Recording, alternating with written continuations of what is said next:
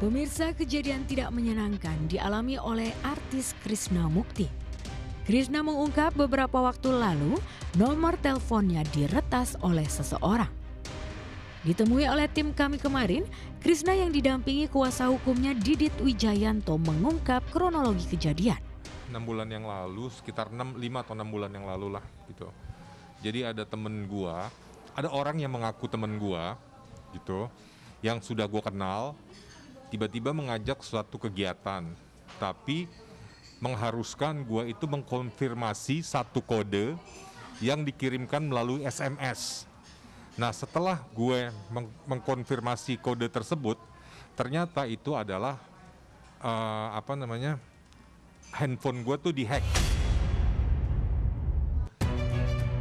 Ya, pasca nomor teleponnya diretas, dari situ juga langsung muncul modus mengatasnamakan dirinya untuk meminjam uang. Untungnya Krishna cekatan memberitahu teman-temannya soal nomor teleponnya yang diretas. Namun baru saja teratasi masalah nomor yang diretas, muncul lagi masalah baru. Krishna diberitahu seseorang teman soal munculnya video rekaman pribadi dirinya di media sosial. Mungkinkah ini masih imbas dari nomor telepon Krishna yang pernah diretas sebelumnya?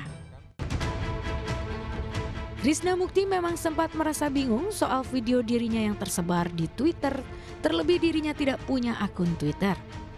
Krishna memang tak memungkiri dirinya suka merekam video saat tidak pakai baju atau sehabis berolahraga. Menurut Krishna, video yang direkamnya masih dalam batas wajar.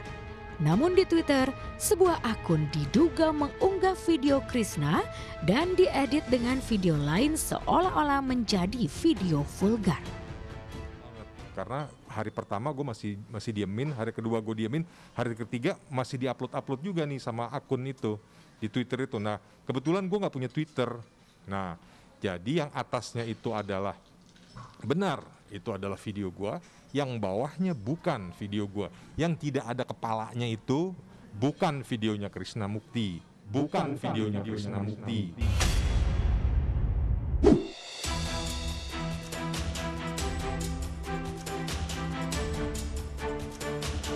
Titania Aurelia Hermansyah mendadak heboh di jagat maya setelah aksi mengejutkannya memposting kalimat panjang dalam bahasa Inggris. Inti kalimat yang ditulis kekasih Atta Halilintar itu berupa permohonan vakum dari hiruk-pikuk media sosial. Ya, untuk sementara ia mengaku tidak akan menggunakan media sosial. Akun miliknya saat ini dirawat oleh sang manajer. Entah karena jengah dengan komentar miring para haters yang kerap menyerbunya dengan komentar nyinyir, hingga pusing meladeni pertanyaan kapan menikah.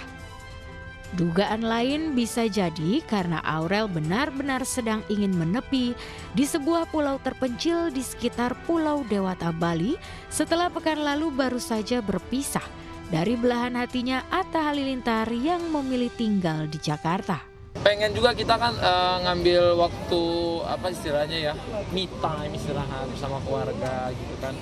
Kemarin juga aku udah ke Bali udah 2 kali ke Bali, sekarang tinggal mau ke Malaysia nih.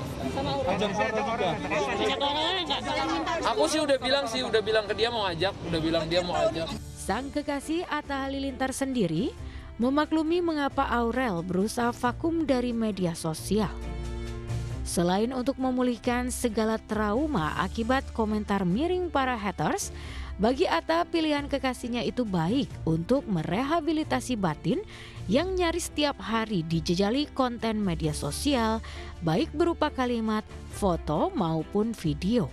Gimana? Ya nggak apa-apa lah, untuk kesehatan mentalnya juga kan apa-apa hubungan nggak mau diatur-atur sama netizen ya. Jadi mungkin itu pilihan terbaik kan, yang penting disupport terus, didoain. Atta juga tak bisa menampik jika long distance relationship yang tengah dijalani keduanya benar-benar menyisakan rindu berat kepada sang kekasih. Kadang terasa sesak kala keadaan memaksa mereka untuk lebih lama menunda pertemuan. Maka tak heran jika dalam waktu dekat Usai pergantian tahun nanti, Atta berencana menyusul Aurel sekaligus mengajaknya terbang ke Malaysia guna bertemu keluarganya yang kini masih tinggal di Malaysia. Tak, LDR-an ya aku ini ya memang namanya saling bekerja sih nggak apa-apa ya LDR ya. Kan namanya kerja, namanya juga nyari rezeki buat masa depan juga, ya nggak apa-apa lah LDR kan. Ada mau nyusul ke Bali juga nggak sih Kak? Ada sih kayaknya ya. Pokoknya ini aku kelar kerjaan, kalau ada disempatin waktu mau ke Bali kan aku juga mau ke Malaysia. Karena udah lama, udah setahun gak ketemu orang tua gitu. Sama orang tahun baru sih, soalnya sampai akhir Desember belum bisa kan. Baru bisanya di Januari. Baru Januari ini kan buka nih Malaysia, kalau nggak salah ya. Kalau nggak ada pengunduran, nggak ada apa-apa ya didoakan ya. Kemarin juga aku udah ke Bali udah 2 kali ke Bali. Sekarang tinggal mau ke Malaysia nih. Sama Aurel. Udah bilang ke dia mau ajak,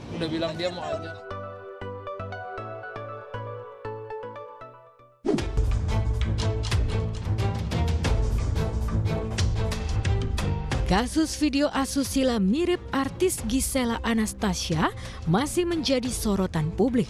Pasca diperiksa sebagai saksi, Gisel kabarnya langsung datang menemui pengacara kondang, Hotman Paris Hutapea. Kabarnya dalam pertemuan dengan Hotman, Gisel sempat menceritakan soal sebuah data di ponsel miliknya yang hilang 3 tahun lalu. Ya, ada sebuah data yang disebut Gisel muncul lagi sekarang. Padahal kabarnya data tersebut sudah dihapusnya 3 tahun lalu.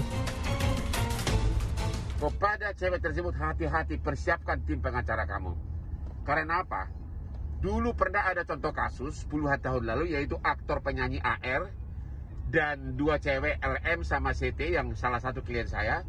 Ternyata sudah ada contoh putusan pengadilan, bukan hanya yang menyebarkan pornografi yang kena, tapi juga yang lalai menyimpan sehingga tersebar. Awas, hati-hati karena pasal 27 ayat 1 Undang-Undang ITE dan Undang-Undang Pornografi. Jangan sampai Anda kena lalai menyimpan pornografi. Sudah pernah ada contoh kasus dihukum sampai Mahkamah Agung. Membuat dan lalai menyimpan, hati-hati. Belum tentu menyebarkan. Nah, seumpamanya pun handphone salah satu terduga ini hilang ataupun dikatakan sudah dihapus, ya perlu pengungkapan yang lebih dalam. Karena terduga juga sudah pernah menyampaikan klarifikasi, ya kan, klarifikasi yang memang saya nilai kurang tegas. Ya. Gisel boleh khawatir, apalagi sejumlah kesaksian ahli telematika sempat menyebut ada dugaan kemungkinan video itu asli.